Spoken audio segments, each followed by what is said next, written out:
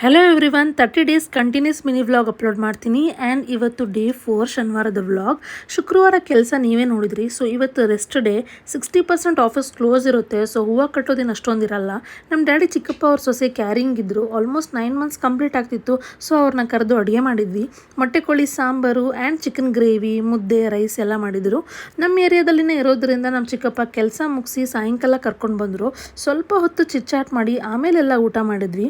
ನಮ್ಮ ಟ್ರೆಡಿಷನ್ ಪ್ರಕಾರ ಪ್ರೆಗ್ನೆಂಟ್ ಅವ್ರಿಗೆ ಅರ್ಶಿನ ಕುಂಕುಮ ಕೊಟ್ಟು ತುಂಬಿದ ತೆಂಗಿನಕಾಯಲ್ಲಿ ಮಡ್ಲು ತುಂಬ್ತೀವಿ.